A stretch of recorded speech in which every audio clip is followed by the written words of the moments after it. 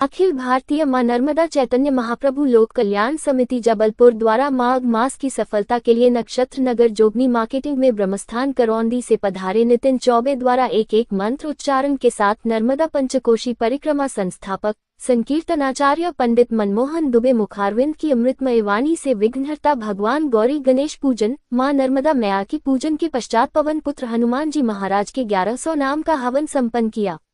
कार्यक्रम के अध्यक्ष श्याम मनोहर पटेल ने बताया, मनुष्य जिस प्रकार धोखा एवं भूल बस अग्नि को स्पर्श करने मात्र से भस्म हो जाता है, उसी प्रकार मनुष्य हनुमान जी महाराज का नाम भूल बस या उद्देश्यपूर्वक नाम लेने मात्र से मोक्ष की प्राप्ति के साथ भक्त जनों के जीवन की मुक्ति के साथ भगवान हनुमान जी महाराज की शरणागत प्राप्त होती है। आस्था और भक्ति के प्रतीक हनुमान जी महाराज की 1100 नाम हवन को करने के विचार मन में आते ही आत्मा में उमड़ने वाला ईश्वर प्रेम वैसा ही है जैसे एक माँ के लिए उसके गर्भस्थ जन्मे बच्चे के प्रति भावना, जिसको कभी देखा न सुना तो भी उसके साथ एक कभी न टूटने वाला रिश्ता बन गया है।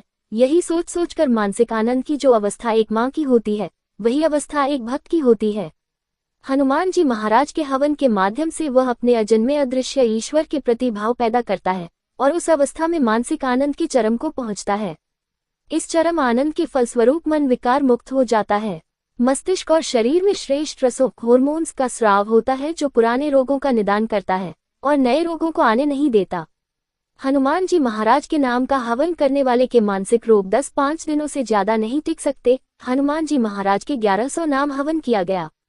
हनुमान जी महाराज की स्तुति प्रार्थना की गई, साथ ही आरती के पश्चात प्रसाद वितरण किया गया। इस अवसर पर अध्यक्ष श्याम मनोहर पटेल, उपाध्यक्ष मोहित तिवारी, सचिव सुरेश विश्वकर्मा, सह सचिव दीपक तिवारी, सुरेंद्र गिरी गोस्वामी, अशोक विश्वकर्मा, मनोहर विश्वकर्मा, लालजी पटेल, छन्नूराम पटेल, कृष्ण केशव प्यासे आदि उपस्थित रहे।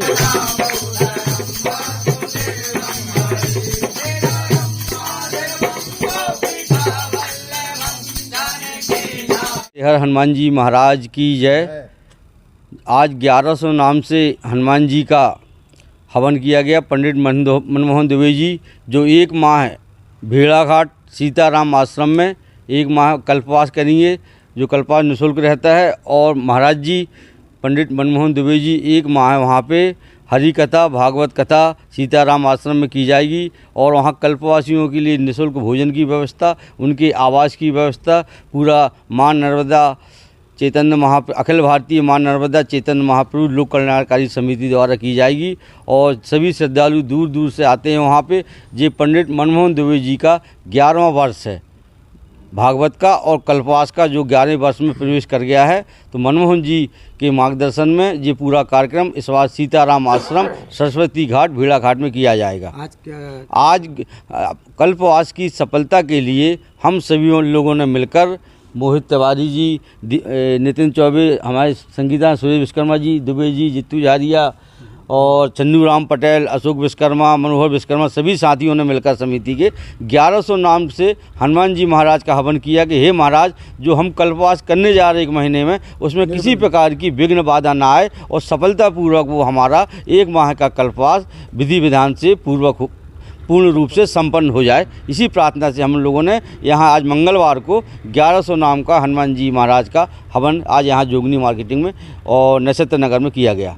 क्या है कि जिस प्रकार प्रयागराज में गंगा तट के किनारे कल्पवास वहाँ होता है और कल्पवासी रुककर 1 माह तक निरंतर माँ नर्मदा की यहाँ पर भी सेवा करेंगे और उससे मोक्ष की प्राप्ति होती है। जिस प्रकार मनुष्य अग्नि को भूलवश या बोधपूर्वक छूने से भस्म हो जाता है, उसी प्रकार परमात्मा के नाम मात्र से मनुष्य को तत्काल मोक्ष की प्राप्ति होती है।